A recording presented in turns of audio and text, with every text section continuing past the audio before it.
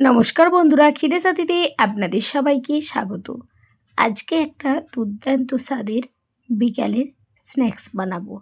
তো তার জন্য তো পনির লাগবেই। পনিরটা একেবারেই ছোট্ট ছোট্ট করে টুকরো করে নেব। দিয়ে এবার এটা একটু সময় ধরেই কেটে নেব, কেননা এটা যত ছোট কাটবেন তত ভালো হবে। তো আজকের মেনুটার নাম হলো পনির পকরন। তো এটা নিয়ে নিয়েছি, দেখছেন কত ছোট ছোট করে কেটে নিয়েছি। এবার এটাকে একেবারে সাইডে রেখে দেবো। এবার কিছু মশলাকে পেস্ট বানাবো।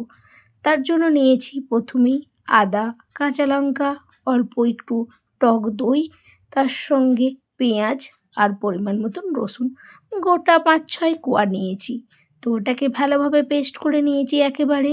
ওই পেস্টটার মধ্যেই হলুদ, নুন আর একটু বেশি পরিমাণ গোলমরিচ, তার সঙ্গে চাট মশলা, আর নিয়েছি কর্নফ্লাওয়ার ২ চামচ, তার সঙ্গে ব্রেড ক্রাম্বস দিয়েছি, আর অল্প একটু বেকিং সোডা দিয়েছি। তো এবার এটাকে ভালোভাবে মিশিয়ে নিতে হবে। এটা যত ভালো মেশানো হবে তত ভালো টেস্ট হবে। তো ভালোভাবে ব্যাটারটা তৈরি করে নিয়েছি। আপনার যদি ব্যাটারটা মনে হয় একটু শুকনো হয়ে গেছে, তখন সেক্ষেত্রে একটু জল দিতে পারেন। তো ভালোভাবে যখনই পেস্টটা ঠিকঠাকভাবে মাখানো হয়ে গেছে, তখন এবার পনিরটাকে দিয়ে দিলাম।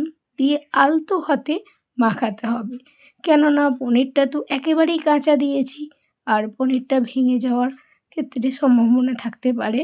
তো আপনারা পনিরটা খুব সাবধানে মাখাবেন। দিয়ে আমি প্রায় আধ ঘন্টা রেখে দিয়েছিলাম। আপনারা এর থেকে বেশিও রাখতে পারেন বা কমও রাখতে পারেন। এবার একেবারে কড়াইয়ে সাদা তেল দিয়ে এই পনিরগুলোকে আস্তে আস্তে ছেড়ে নিয়েছি।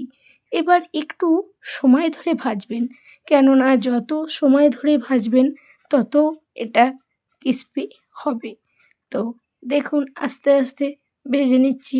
সমস্ত পনিরগুলোকে সুন্দর করে ভেজে নিচ্ছি। দিয়ে এবার এটা আমি টমেটো কেচাপ দিয়ে সার্ভ করব। এটা বাচ্চারা খুব ভালো খায়। আর আপনারা যদি নিরামিষভাবে বানাতে চান, অবশ্যই আপনারা পেঁয়াজ আর রসুনটা অ্যাভয়েড করবেন। ব্যাস, এটা দুর্দান্ত খেতে লাগে। আপনাদের সবারই এটা খুবই ভালো লাগবে। অবশ্যই একবার হলেও বানিয়ে নেবেন। আর এটা যদি ভালো লেগে থাকে, খিদের সাথীর পাশে থাকবেন এরকম নিত্য নতুন রেসিপি দেখার জন্য।